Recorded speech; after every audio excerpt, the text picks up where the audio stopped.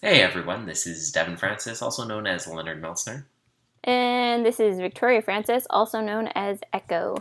and you're watching episode 68 of the Adventures in Odyssey Oddcast, a rather special episode today. We're starting yet another new series, Shock Shock, and this one is Book Club number 1. First book.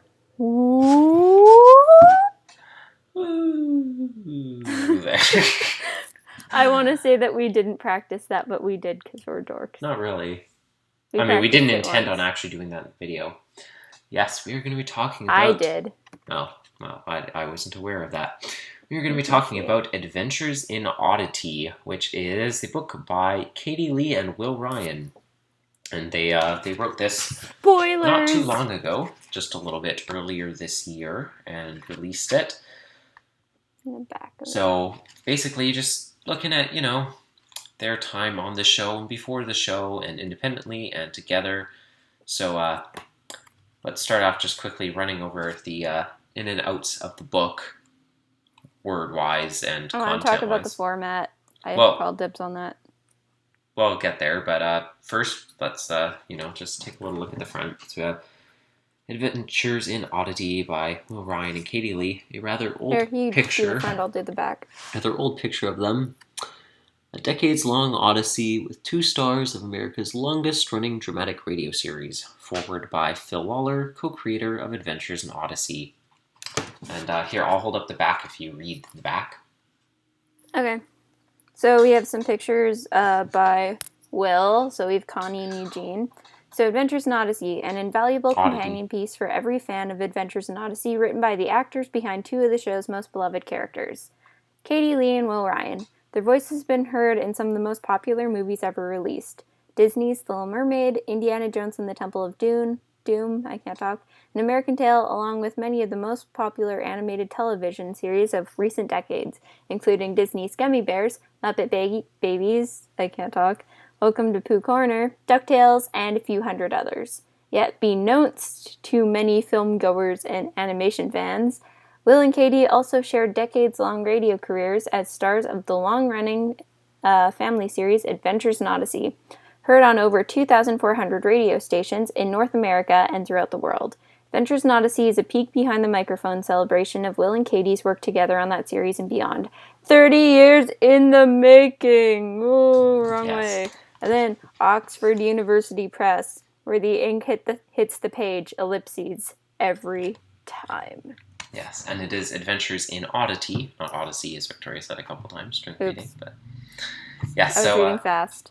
When you ordered the book initially, the first 100 copies were signed, and there were also a couple of bonus perks that you could get, including a call with either Katie Leigh or Will Ryan, which was the highest tier, which is what we got and is why we are getting to interview them in 2 days. And so this is the copy that I got, and look at that. It is the 4th copy of this book. I know Austin Petrie got the 3rd copy, and I presume Will and Katie have the 1st and 2nd. And it's signed, as you can see. My signed copy. Yes, we actually accidentally got sent an extra copy by mistake, which is why Victoria has one, and that one is number 29. So, the other thing that we got special, that I got special as perks, is that Will Ryan hand-colored a few of the illustrations inside. So here we have... Yeah, Devin got the special color version. Eugene walking down the street on page 25. I got the special uncolored version. You get to color it yourself. They send you little crayons along with it. And there's Connie. There's Connie. And for those of you who are colorblind like Devin, it doesn't matter if you have a colored version, because this is all you're going to see anyways. Yes, that's how colorblindness works. And then there's also a couple other illustrations uncolored throughout the book as well, all drawn by Will Ryan. So, in terms of structure, this book is comprised of a foreword by Phil Waller and 4 chapters. Those being an introduction, Will being interviewed by Katie, Katie being interviewed by Will, and a conclusion. So as soon as I got to the table of contents, Will was already making all sorts of jokes with those big words of his in the short descriptions that he gave to each chapter. The first and last chapters were subtitled Ave and Atque Vale, meaning hail and farewell, respectively, in Latin, because they were the intro and outro chapters. My personal favorite remark, just out of the table of contents, is for the last chapter in the description, which says, Chapter 4, Atque Vale, and then underneath, in which, pursued by no Ursine creatures, our players gracefully exit, which is a reference to Shakespeare's The Winter's Tale, which contains probably the most famous stage direction in all of theater, which is exit pursued by a bear. So, I really like that reference. Can I just interject really quick? That Will uses so many big words in this book, and I was really, really busy the day I read this, and by that, I mean this was one of 4 books I finished in one day. Because I was reading a lot of books at the time. I also had school that day, so it was only the afternoon. And I had band that night. So I finished 4 books in like 4 hours. I was reading all of them in advance, though, except for this one. And I didn't have the time to look up all the big words that Will uses. So I have no idea what like half of the stuff he says in this book means. Oh, I can explain it to you later. Probably. But I don't think I want to know. So we start out with Phil's foreword, which is mostly centered on the fact that Katie and Will apparently wanted to share equal billing for the book. And to do this, they decided to reverse the order of their names when credited every single time they're mentioned, much to the chagrin of their publishers. I'm surprised that Phil didn't suggest combining their names by taking their mother's maiden names and putting them together. Then again, I don't know where Phil Waller could possibly come up with such an idea. Oh, burn! I just want to say, the foreword was one of my favorite parts. It was so funny, because Phil is basically like, they just called me like 2 minutes ago, and they want me to write a foreword, and I have no idea what I want to say, so I'm just going to say they want me to write a book, and it's only like 2 pages, but it is so funny. I was laughing so hard when I was reading it. Sorry, it's 3 pages. It's funny. I'm reading Amy Poehler's autobiography right now, Yes Please, and it reminded me quite a bit of reading that, Phil's foreword. It was just so funny. This book is worth buying for every single reason, and one of those reasons is just the foreword by itself. Okay, Victoria, the rest of the book is good too. Yeah, I know. I'm just saying, like, buy it for you buy it for the book, and then you stay for everything, and the foreword's really good too. That should be the quote on the back of the book, right there. I know. That's my reviews. Victoria Francis. The book is good. Okay, so besides Will's illustrations, both colored and uncolored, the other recurring feature throughout this book is the Will the real Eugene/Connie please stand up pages. So they'll have pictures of 6 lookalikes, or are-alikes, either way, for either Connie and Eugene. So here's one for Eugene. And these appear for both characters twice each throughout the book. And then at the end of the book, there's a list of everyone, who all those people in the pictures are. So the characters, compared to Connie and Eugene, here's one for Connie, are of every age, race, animated characters, live-action characters, real-life celebrities, etc. See, I thought this one was really funny, because on the Jetsons, her mom is played by Joanne Allen's voice actress. That's true. And then we have, like, Taylor Swift here. I don't know what Taylor Swift is doing here. She doesn't look anything like Connie. Like, she's blonde. She's nothing like Connie. And well, actually, almost all these people on this page are blonde. I don't know what they're doing. It's about the soul of who Connie is, Victoria. Oh, okay. They have a similar aura. And then there's a character from Archie that I don't like on that page, too. But I never really liked the Archie comic, so. I don't think that's Betty. It looks kind of like her. No, it's not Betty. It's a different character. Anyways, focus on the review. So apparently, Will and Katie wrote this book as a preemptive part of the AIOO 30th anniversary celebrations in 2017, which is perfect because we're going to be asking them about that in our interview with them. So what a wonderful lead into that. My favorite thing about this book, along with the sense of humor, is how cool the format is. It's written like a script. Yeah, I was just about to start getting into that. So cool. Yeah, but you said I could talk about the format. Yes, that's true. It was so cool going through it.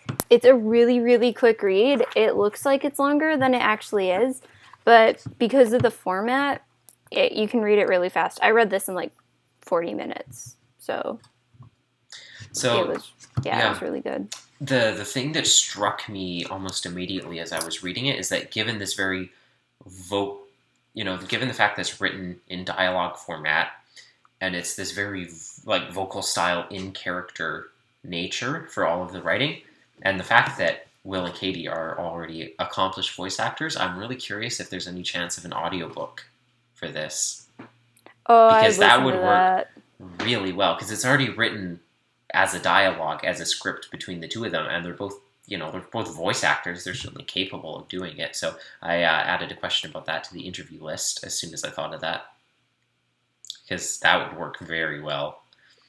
I don't know about you, but I actually laughed out loud quite a few times while reading this book. Yeah. Which I thought was pretty impressive, because I didn't think I would. I didn't know this book was going to be so funny.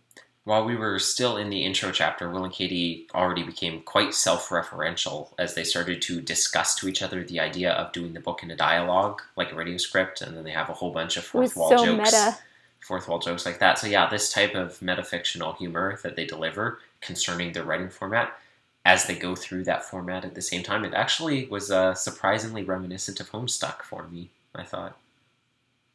And I like how they are always like, I'm nothing like my character, and then they do something exactly like their character, but that was on purpose. Yes, that's the joke. It was still funny. It was still funny, though. It still made me laugh. So as we start getting into the actual meat of the book, a couple notes about specific points. Big shout out to Will for pointing out that Katrina doesn't get enough love as a character and needs to appear a lot more. And then on page 51 to 52...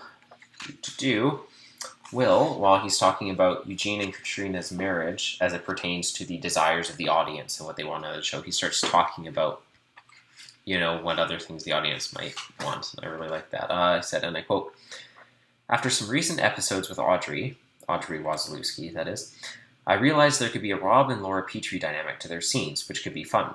But I still don't think the target audience of AIOO finds Domesticity particularly thrilling," which I would like to point out is not true whatsoever. Because if anyone's watched this podcast, you know that we adore domestic Eugene and Katrina. The Eugene-Katrina buck domesticity that we've gotten as of late and are continuing to receive as of late brings me such a cup of joy running to the very marrow of my being. I want that fishing trip. Yes.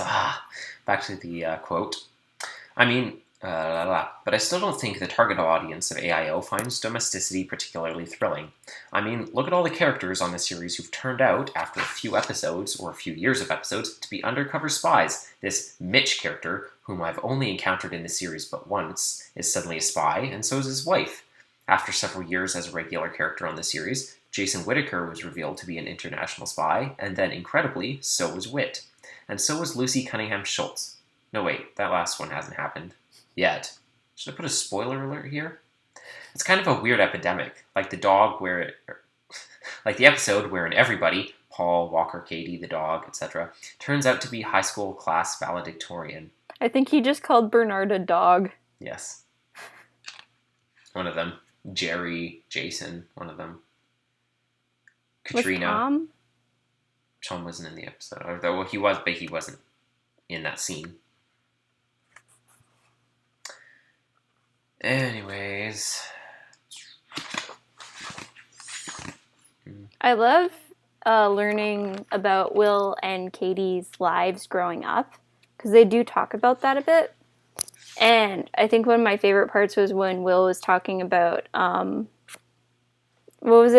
to get like treats every now and then, and how much he enjoyed it when he was younger. And I was like, that is so sweet, and I really liked that part.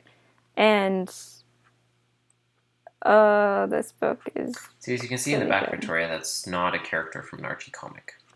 Oh. In the back. And also, I don't know if you realize this, on the page there, where, it has one of the Jetsons characters, this is, right there. That is Janet Waldo, right beside her. Oh, that's ironic. Well, I'm pretty sure that was on purpose. Anyways, so moving on. As Victoria has pointed out before on the podcast, she's already spoiled that for you guys before, Katie, and it's honestly really hard not to use their names and their characters' names synonymously while reading this book, because they're so in sync during this. Katie says on page 60 that What did I spoil before? That her least favorite episode was First Love. She doesn't even... That made me laugh so hard because Devin and I were in planning for the First Love review right when I was reading this, and I was like, oh my gosh. She doesn't even mention it or Jeff by name. It goes, Will says, which is your least favorite AIO episode? And Katie says, my least was one about witnessing with some guy Connie was dating. I'm assuming that this was written prior to life expectancy, although that would have been recorded quite a while ago because the episode came out in late 2013. So, yeah, I don't know if she knew that he was coming back. Maybe Katie knew that we were going to get copies and that all this was going to happen, and she's like, oh, they really like Jeff. Let's put that in there. How Machiavellian of her. Excuse me.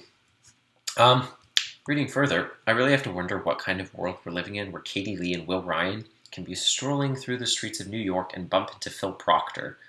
Like, who's Phil Proctor? What are the odds? Like, seriously. And it's funny because it's too bad that it wasn't that easy for Eugene to find Leonard Meltzner. Who's Phil Proctor? Because that's who Phil Proctor played. Oh, okay. For those who don't know. As well as Don Pullhouse and others. But yeah, they're just waltzing down the street and, oh look, we bumped into Phil in the middle of New York City, as one does.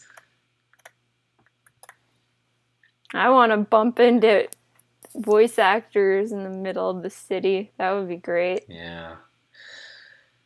And we have the final chapter, which closes out as Katie and Will descend into argument at each other's throats in classic fashion, gently fading into the distance. Like I said, one of my favorite things and something I really miss in current day AIO is all the arguing that we get between Connie and Eugene. It's nice to see their friendship, but it's just really great. Yeah, but I think it is a real point of character development, though, that they don't do that anymore. I know. I like how they just have giant rants at the end. They're really long there's each, a specific and they tell note. you. They say, note to the reader, read these at the same time because they're talking over each other. And then at the end, it actually says, like, if I can get it, fade out. And it has, like, an ellipses and Well, it has stuff. brackets as if it was not a straight stage direction. So, So my thoughts on either side for this book of the way they went. So, on the positive side, like, honestly, I should have taken a lot more notes about it and said a lot more things about this book as I went through it. But I was so sucked into what Katie and Will were saying that I couldn't stop reading. Even for the notes that I did write down, I'd be reading, I'd think of something to say, and then I keep telling myself, yeah, I'll write it down in a second, as I kept reading for another 2 or 3 pages first before I finally wrote the note down.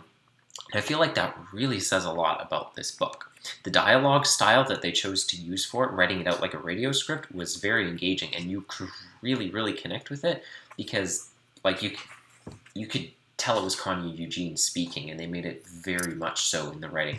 And it was certainly a wise choice on Katie and Will's part to organize it in a way that both paid tribute to AIO by making it as a radio script, and by that connecting the readers to it more deeply by bringing their characters to life at the same time that they were bringing them to life through the book. Very vividly. This book was a delightful combination of autobiography and jokes, and it was very well organized, keeping the interviews with one person answer strictly in one place, and then having their banter relegated to those Ave Atque Vale intro and outro chapters. I like how certain things they banter about carries on through the entire book. Like, I think they're bantering about, like, sandwiches at the beginning or something like that. Lunch and the dream about Lincoln and the pizza. Yeah, and then it just, like, carries throughout the whole thing. And, like, Will's questions were, was it Will's questions that were pretty general? I think they... Well, they both had lots of general questions. Like, yeah, Will had lots of general questions, and then Katie had like really specific questions, and like one was like, "Can you name all 50 states?" This was like my favorite part in the book, and then he's like, "Well, I'll try," and then the next 2 pages are just him coming up with clever ways of naming all the states, and it was just so cool. And then he's like different names for the states on the moon, and it was so or for funny. elves.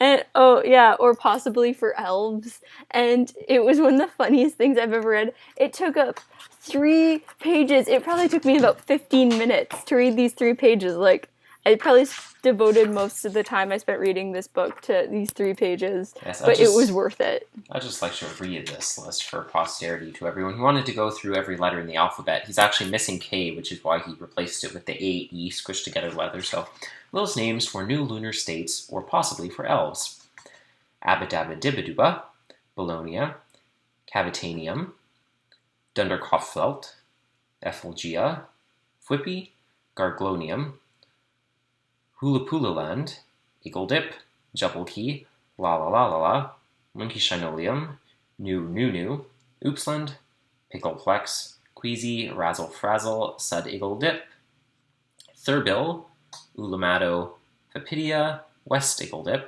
Xipi Island, Yeefledum, Zigglepop, and Ilpulvania. I want to get a band of enslaved elves now, so I can name them after the lunar states. Okay there, Dursleys.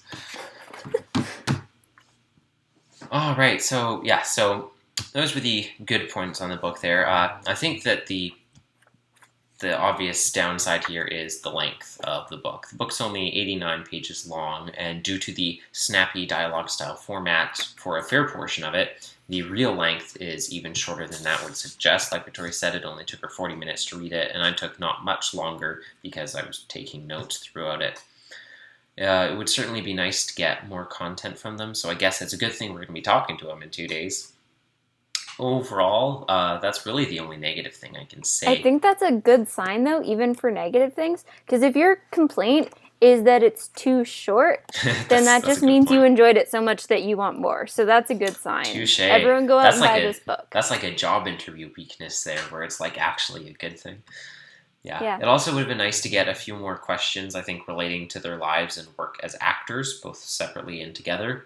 But I still think that they struck a fairly good balance between serious autobiography and playful banter and humor together. Mm-hmm. So, all that being said, my final rating is 4.7 out of 5. Or if you want to round it down, I will go with what Will rated the book.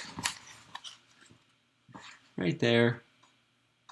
4 out of 5. But no, 4.7 out of 5 is my rating. So my rating is 4.8 out of 5. I really love the book and the humor.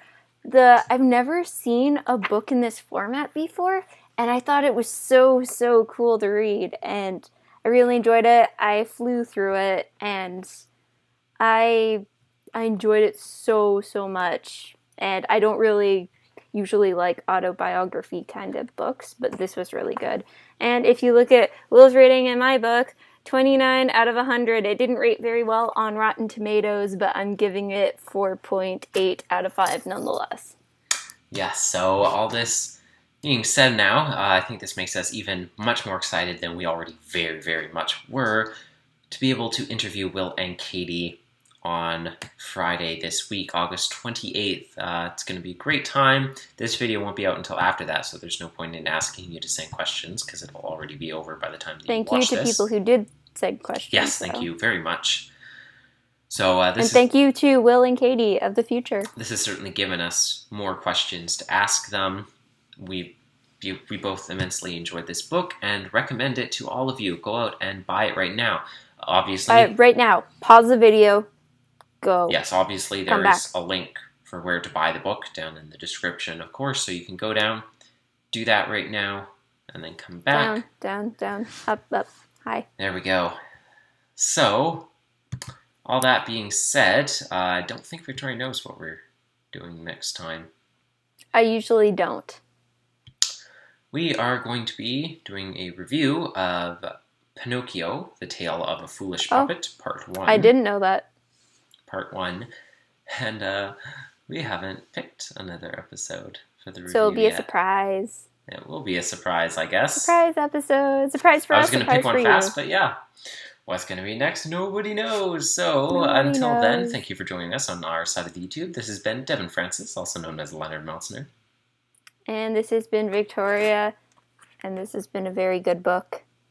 And thank you for joining us on the Adventures in Odyssey Oddcast. Oddcast. Oddity.